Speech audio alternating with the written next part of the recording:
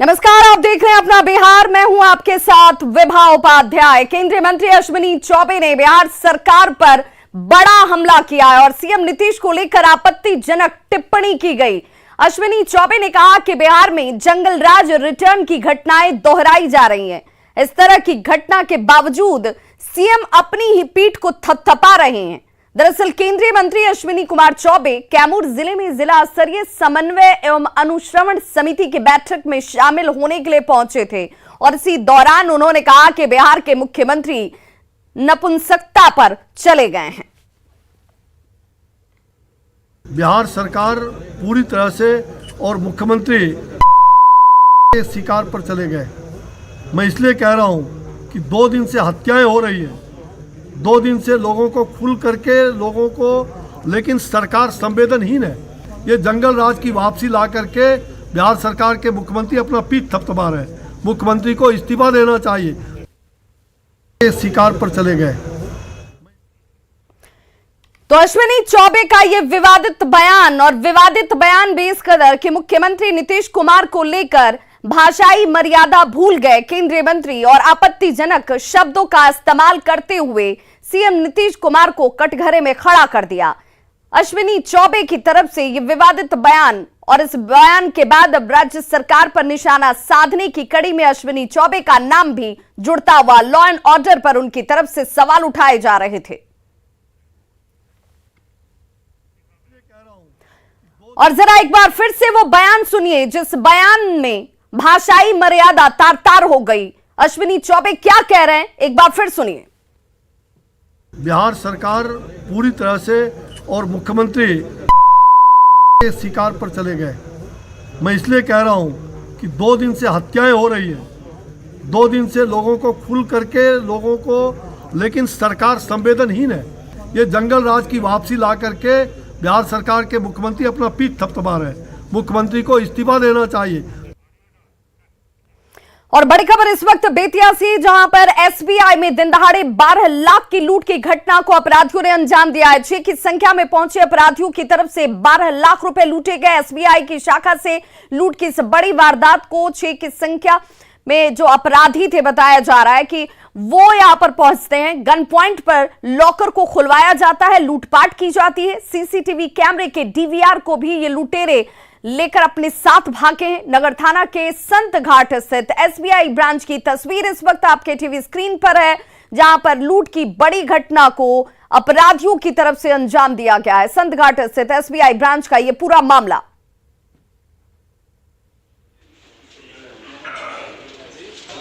और संवाददाता प्रफुल्ल हमारे साथ इस वक्त ज्यादा जानकारी के साथ फोन लाइन पर जुड़ चुके हैं। प्रफुल्ल, पुलिस की तहकीकात में अभी तक कोई सफलता मिल पाई है?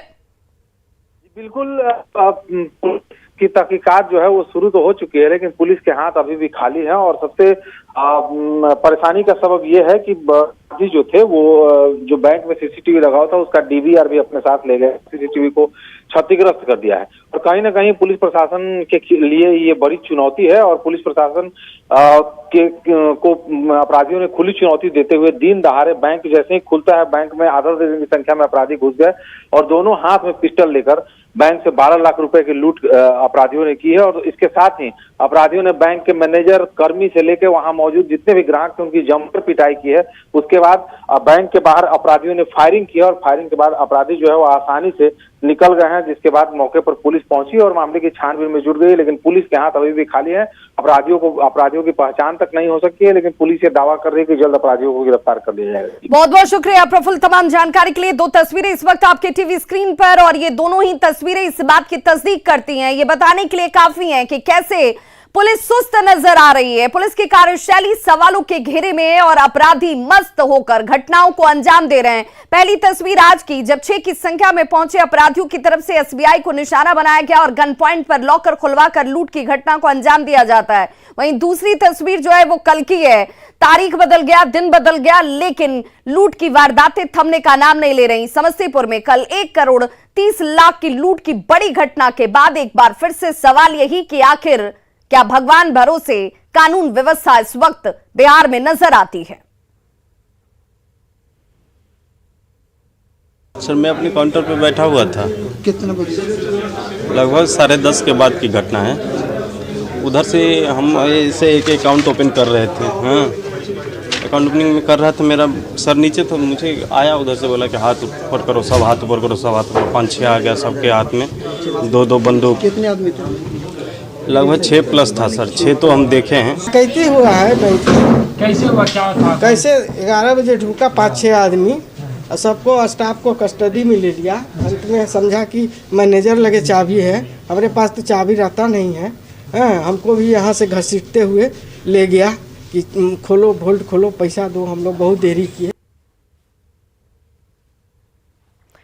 तो जरा ये दो तस्वीरों के साथ साथ ये जो तस्वीर आप अपने टीवी स्क्रीन पर देख रहे हैं, ये तस्वीर जो है वो ये बताने के लिए काफी है कि कैसे सड़कों पर लुटेरों की तरफ से घटनाओं को अंजाम देने के बाद जरा भी इनके अंदर खौफ नजर नहीं आता है। एक के बाद एक घटनाएं सामने आ रही हैं। समस्तीपुर की तस्वीर इस वक्त आप अपने टीवी स्क्रीन पर देख रहे हैं, साथ ही साथ वो तस्वीर जिसने एक बार फिर से ये बताना कि कैसे कानून का डर नहीं है अपराधियों में। 6 की संख्या में पहुंचे अपराधियों की तरफ से घटना को अंजाम दिया जाता है। बेतिया में दिन दहाड़े 12 लाख की लूट कर दी जाती है। वहीं एक और तस्वीर समस्तीपुर की, और समस्तीपुर की तस्वीर को देखकर भी आपको अंदाजा हो जाएगा। हालांकि दोनों ही तस्वीरें जो इस वक्त आप अपने टीवी स्क्रीन पर देख रहे हैं, ये समस्तीपुर की ही तस्वीर बताई जा रही है। और ये दोनों तस्वीर समस्तीपुर की है, जहां पर लूट की बड़ी वारदात को अंजाम दिया गया और एक एक करके निशाना बनाया जा रहा है। ज्वेलरी शॉप हो, बैंक हो, सीएसपी संचालक हो, और एक एक घटना के बाद व्यवसायियों के अंदर डर है, आम लोगों के अंदर डर है कि आखिर अपराधी कैसे दिन के उजाले में घटनाओं को अंजाम देकर फरार हो जाते हैं, उनकी गिरफ्तारी नहीं होती, लूट की वारदात को होने से पहले रोका नहीं जाता है।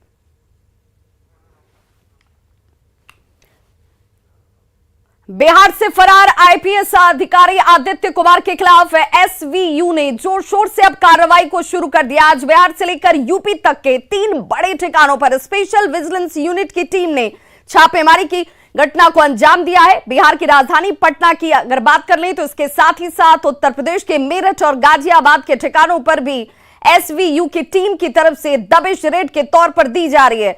आपको यह बताते चलें कि पूर्व एसएसपी आदित्य कुमार फर्जीवाड़ा मामले में फरार चल रहे हैं और सरकार ने उन्हें निलंबित भी कर दिया है। आर्थिक अपराध इकाई के बाद अब स्पेशल विजिलेंस यूनिट ने अपना शिकंजा कसना शुरू कर दिया है।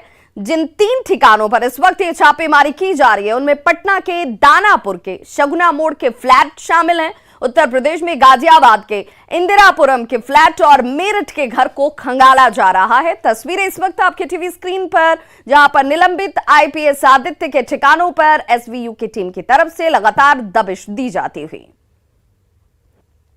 गया के तत्कालीन एसएसपी और फरार चल रहे आईपीएस ऑफिसर आदित्य कुमार के कई ठिकानों पर एक साथ स्पेशल विजिलेंस यूनिट की छापेमारी चल रही है। अभी हम जो तस्वीरें दिखा रहे हैं वो सगुना मोड़ स्थित वसुकुंज अपार्टमेंट है। वहां पे अपार्टमेंट जो है 505B की जो तस्वीरें हैं, वहां पे आप देख रहे हैं कि स्पेशल विजिलेंस यूनिट की जो टीम है वो यहां पे पहुंची है। पटना के साथ साथ मेरठ, गाजियाबाद, तीनों जगह पे एक साथ स्पेशल यूनिट की विजिलेंस यूनिट की जो छापेमारी है वो चल रही है। आपको बता दें कि जिस ढंग से आदित्य कुमार पिछले कई मामलों में सामने निकल करके आए हैं, चीफ जस्टिस के नाम से, फर्जी चीफ जस्टिस के नाम से शराब मामले में, अगर जो आप देख सकते हैं कि जो डीजीपी को फोन करके यहाँ पे पैरवी करने की बात हो, आय से अधिक मामले की जो बात हो, वो तमाम मामले में सामने आए हैं। फिलहाल आदित्य कुमार जो है वो फरार चल रहे हैं।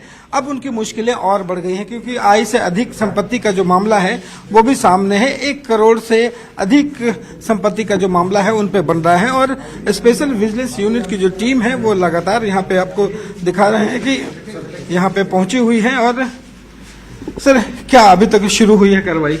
अभी तो ताला ही बंद है, हम लोग देख रहे हैं। ताला खोलने की कोशिश की जा रही है।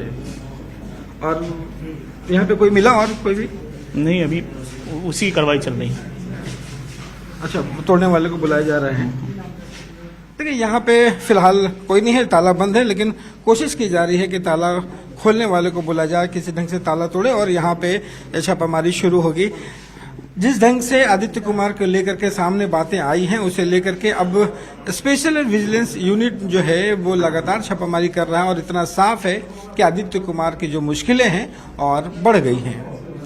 कैमरा पर्सन मनीष जुनेजा के साथ रवि एस नारायण, न्यूज 18 पटना। और बड़ी खबर भागलपुर से आ रही है, जहां पर कांग्रेस विधायक दल के नेता अजीत शर्मा ने भी सरकार से शराबबंदी को लेकर अब मांग अपनी रख दी है। अजीत शर्मा ने कहा है कि जब सभी जगहों पर शराब मिल रही है तो फिर ऐसी स्थिति में या तो वरीय अधिकारियों पर कार्रवाई की जाए जिनकी लापरवाही की वजह से शराब मिल रही है, बिक रही है और लोग खरीद कर इसका सेवन कर रहे हैं, या फिर इसे खत्म कर दिया जाना चाहिए। सरकार है नहीं कोई विधायक है। कारण यह है कि प्रशासन के पदाधिकारी माफियाओं से मिले हुए हैं और शराब बिल्कुल दूसरे राज्य से बिहार आ रहा है और हर जगह आप भी जानते होंगे कि हर जगह शराब मिल रहा है। वहाँ के जो उच्चतर पदाधिकारी हैं, ऊंचे पद पर बैठे हैं, उन पर कार्रवाई होनी चाहिए। अगर उसके बाद भी नहीं संभलता है तो फिर राजस्व का नुकसान हम लोग क्यों करें? जब शराब आ ही रहा है पदाधिकारी और तस्कर के मिलीभगत से, तो फिर उस पर चिंतन दोबारा करनी चाहिए निश्चित तौर पर। लेकिन पहले रुक जाता है तो बड़ी अच्छी बात है, नहीं रुकता है फिर राजस्व का नुकसान, हम लोग 10,000 करोड़ रुपए करीब नुकसान हो रहा है बिहार को। G20 की तैयारी को लेकर सर्वदलीय बैठक में बिहार की तरफ से मुख्यमंत्री नीतीश कुमार सहित आरजेडी के किसी भी नेता ने शिरकत नहीं किया। इसे लेकर बीजेपी सांसद सुशील कुमार मोदी ने जमकर हमला किया है। पूर्व डिप्टी सीएम और राज्यसभा सदस्य सुशील कुमार मोदी ने कहा कि नीतीश कुमार ने प्रधानमंत्री को 2 बार धोखा दिया है, उनमें पीएम के सामने जाने की हिम्मत नहीं है और इसीलिए G20 मुद्दे पर बुलाई गई सर्वदलीय बैठक में न मुख्यमंत्री पहुंचे ना ही जेडीयू अध्यक्ष ललन सिंह गए। आरजेडी ने भी इस बैठक में भाग नहीं लिया। उन्होंने कहा कि नीतीश कुमार प्रधानमंत्री मोदी से नजरें चुरा रहे हैं। अब उनके बिहार आने पर क्या मुख्यमंत्री प्रोटोकॉल के अनुसार पीएम का स्वागत करने भी नहीं जाएंगे? मुख्यमंत्री श्री नीतीश कुमार, जिन्होंने श्री नरेंद्र मोदी जी को एक बार ही 2 बार धोखा दिया, भारतीय जनता पार्टी को धोखा दिया, और इसी शर्म के कारण वो कल दिल्ली में आयोजित G20 पर जो सर्वदलीय बैठक बुलाई गई थी प्रधानमंत्री जी के द्वारा, उसमें शामिल नहीं हुए। उनको हिम्मत नहीं कि वो प्रधानमंत्री जी साथ विचार कर सके, उनसे नजरें मिलाकर बात कर सके। तो एक तरफ सुशील कुमार मोदी ने मुख्यमंत्री नीतीश कुमार की मंशा पर ही सवाल खड़े कर दिए, तो आरजेडी की तरफ से भी पलटवार करने में देर नहीं की गई। आरजेडी सांसद मनोज झा ने सुशील मोदी के बयान पर पलटवार किया। क्या कुछ कहा है आप भी सुनिए। किससे ये भी कह सकता हूं कि प्रधानमंत्री जी आंख मिलाने से बच रहे थे, ये क्यों नहीं बोल रहे हैं सुशील मोदी जी? और उनको जानकारी नहीं होती है। मेरी पार्टी ने मुझे अधिकृत किया था, हमारे राष्ट्रीय अध्यक्ष ने, सिंगापुर जाने से पहले मैंने मेल लिखा, 100 दफे फोन किए, उन्होंने कहा नहीं, एंटरटेन नहीं करेंगे, सिर्फ अध्यक्ष। तो ये तो इतनी तो जानकारी सुशील मोदी जी को हो। जेडीयू सांसद दिनेश चंद्र यादव ने सुशील मोदी के बयान पर प्रतिक्रिया दी और कहा कि जरूरत पड़ने पर पीएम से मुलाकात करेंगे। प्रधानमंत्री आंख मिलाने नहीं मिलाने कहाँ प्रधानमंत्री से सवाल है। राज्य के मुख्यमंत्री आवश्यकता होगी तो प्रधानमंत्री से मिलेंगे, इसमें तो कोई दूर है क्या? राष्ट्रीय अध्यक्ष को आना था या पार्टी के उपनेता को उसमें जाना था, और ऐसा नहीं था कि यदि नहीं गया तो कोई भारी बात हो जाएगी, इसलिए नहीं थे, इसलिए नहीं गए होंगे। भागलपुर में हुए नीलम यादव की हत्या के मामले में बीजेपी के प्रदेश अध्यक्ष संजय जायसवाल ने एसपी पर आरोपी को बचाने का आरोप लगाया है। उन्होंने कहा कि एसपी केस को गलत दिशा देने की कोशिश कर रहे हैं। और क्या कुछ कहा संजय जायसवाल ने, आप खुद सुनिए। नीलम यादव जी की हत्या करने वाले का जिस तरह से बचाव भागलपुर के एसपी कर रहे हैं, यह बहुत ही दुखद है। भागलपुर पुलिस अधीक्षक कहना क्या चाहते हैं कि अगर कोई अल्पसंख्यक समाज से उधार लेगा तो उसके हाथ पैर काट दिए जाएंगे, उसके प्राइवेट पार्ट्स को काट दिया जाएगा, और यह किस तरफ वह ले जाना चाह रहे हैं केस को। गोपालगंज के मॉडल सदर अस्पताल में आज से ओपीडी 2 शिफ्टों में चलेगी। 2 शिफ्टों में इसे चलाया जाएगा। डॉक्टरों का रोस्टर अब जारी कर दिया गया है। गोपालगंज के मॉडल सदर अस्पताल का जायजा लिया हमारे संवाददाता गोविंद कुमार ने।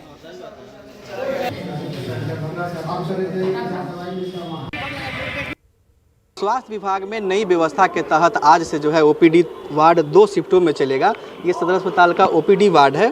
पहला शिफ्ट सुबह 9 बजे से दोपहर के 2 बजे तक चलेगा और दूसरा शिफ्ट है वो 2 बजे से शाम के 6 बजे तक चलना है, लेकिन ठंड की वजह से दोपहर के 3 बजे से शाम के 5 बजे तक ओपीडी वार्ड चलेगा। और यहाँ पर सिविल सर्जन साहब हैं जो अस्पताल में निरीक्षण करने इस वक्त पहुँच रहे हैं। हम इनसे भी जानते हैं क्या कुछ जो है तैयारियाँ की गई है। सर्जन साहब के 2 शिफ्टों में आज से ओपीडी चलेगा, कितना तैयार हैं आप लोग? हम फुली तैयार है, हम पूरा तैयार है एकदम। क्या टाइमिंग है? टाइमिंग मेरा है कि सुबह जो है 9 बजे से 2 बजे तक चलेगा, उसके बाद से फिर शाम को 3 से 5 बजे चलेगा। जब गर्मी के दिन आएगा तो हम लोग 4 से 6 कर देंगे। बृहद रूप में हम लोग ओपीडी चलाएंगे और सभी फैकल्टी बैठेगी। पहले से हाँ नहीं, अब जो है व्यवस्था है कि सारी फैकल्टी शाम को बैठेगी और इमरजेंसी में केवल एक ही फैकल्टी था जो सब रोगों का इलाज करता था। सरकार की नई व्यवस्था से मरीजों को काफ़ी लाभ मिलने की उम्मीद है, लिहाजा अस्पताल प्रशासन जो है वो पूरी तरह से तैयार हो गया है और आज से जो है 2 शिफ्टों में ओपीडी सेवा शुरू कर दी गई है। गोविंद कुमार, न्यूज 18 गोपालगंज।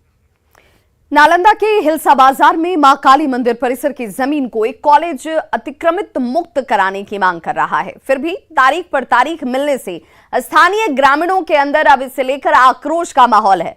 मंदिर परिसर से और ज्यादा जानकारी दे रहे हैं हमारे सहयोगी अभिषेक कुमार। अभी हम पहुंचे नालंदा जिले के हिलसा में, जहां आप देख सकते हैं कि हिलसा के ये काली मंदिर है और ये काली मंदिर के लोग जो है न्याय की गुहार लगा रहा है खास करके। अभी तक जो है कि स्थानीय जो प्रशासन है तारीख पर तारीख देकर जो है मां काली के मंदिर का जो है अवहेलना करते हुए काम कर रही है। साथ ही यह भी बताया जा रहा है कि यहाँ पर जो है यहाँ के जो वरीय अधिकारी हैं उनके भी आदेश को नहीं माना जा रहा है, हाई कोर्ट का आदेश नहीं माना जा रहा है। यहाँ के जो स्थानीय पदाधिकारी हैं वो लगातार तारीख पर तारीख दे रहे हैं, जिससे जो यहाँ मंदिर के जो संयोजक हैं उन लोग परेशान हैं। माँ काली की प्रतिमा जो है यहाँ पर लगी हुई है और इनकी मंदिर का जो ज़मीन है वो जो है देख सकते हैं महंत विद्यानंद महाविद्यालय के जो है लोग जो है अपने कब्जे में ले रखे हैं। मामला है क्यों नहीं अतिक्रमण मुक्त कराया जा रहा है? यहाँ का अंचलाधिकारी जो हैं या तो रिश्वत खाए हैं या तो मोटी रकम लेकर सो गए हैं या मिली भगत है, क्योंकि न्यायालय द्वारा भी न्यायालय के द्वारा उच्च न्यायालय पटना के आदेशानुसार भी इनको अतिक्रमण मुक्त करने का आदेश दिया गया है, लेकिन माननीय अंचलाधिकारी समय पर हर तारीख पर तारीख दे रहे हैं, लेकिन यहाँ पर अभी तक अतिक्रमण मुक्त करने का काम नहीं किया गया है। इन लोगों का साफ कहना है कि यहाँ पर जो है लगातार तारीख पर तारीख मिल रही है, लेकिन जो है अतिक्रमण मुक्त नहीं कराया जा रहा है। सिर्फ चिट्ठी पर चिट्ठी जारी करके जो है हम लोग को निर्भरमित किया जा रहा है। इन्होंने सभी लोग गुहार लगा रहे हैं कि लोग है जो इस अतिक्रमण से मुक्त कराएं और माँ काली को इंसाफ दिलाएं। नालंदा से न्यूज 18 के लिए अभिषेक कुमार। और बड़ी जानकारी और खबर निलंबित आईपीएस आदित्य कुमार से जुड़ी हुई इस वक्त सामने आ रही है। पटना में उनके घर की तलाशी अब शुरू कर दी गई है। 3 घंटे की मशक्कत और मेहनत के बाद ताला को तोड़ा गया है। विजिलेंस की टीम ने अब तलाशी शुरू कर दी है। घर के अंदर अब टीम की तरफ से तलाशी की जा रही है। आपको बताते चले घर में कोई शख्स मौजूद नहीं था, ताला लगाया गया था और इसी वजह से ताला तोड़ने को लेकर के जद्दोजहद की जा रही थी। अब ताला तोड़कर यहां पर टीम तलाशी में जुट चुकी है। हमारे सहयोगी रवि एस नारायण हमारे साथ इस वक्त ज्यादा जानकारी के साथ जुड़ चुके हैं। रवि, क्या अब घर के अंदर टीम प्रवेश कर चुकी है, जांच शुरू कर दी गई है तमाम चीजों की? जी बिल्कुल, और लगभग विजिलेंस की जो टीम है वो सारे लोग लगभग यहाँ पे पहुंची थी। आईपीएस आदित्य कुमार के घर पे जो सगुना मोड़ में स्थित है, और यहाँ पे लगभग 3 घंटे की मेहनत के बाद जो है वो किसी ढंग से कोशिश की गई कि चाबी उसे बनाई जाए। 2-3 चाबी बनाने वालों को भी बुलाया गया, लेकिन ताला जो है काफी मॉडर्न था, जिसके कारण उसकी चाबी बनानी मुश्किल थी।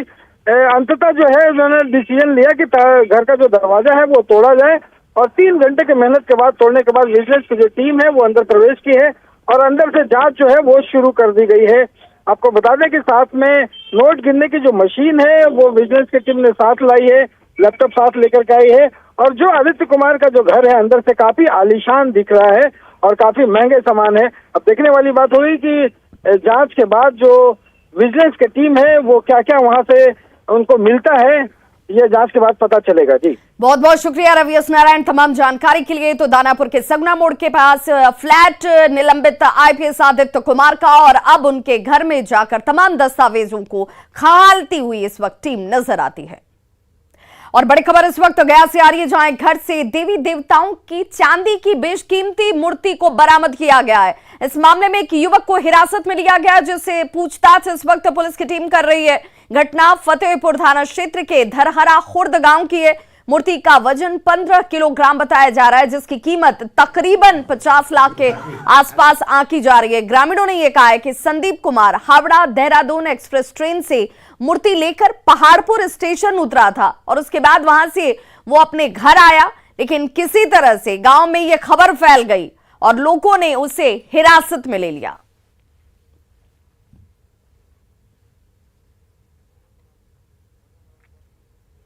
पटना के गांधी मैदान में लगा हुआ नाबार्ड हाट लोगों को बेहद आकर्षित कर रहा है। पिछले 2 सालों से कोरोना की वजह से नाबार्ड हाट का आयोजन नहीं हो पा रहा था। इस बार देश के कई राज्यों के शिल्पकार, हस्तशिल्प और हैंडलूम कारीगर जो हैं, वो अपने अपने उत्पादों के साथ, प्रोडक्ट्स के साथ इस हाट में पहुंचे हुए लोगों को ये काफी आकर्षित कर रहा है।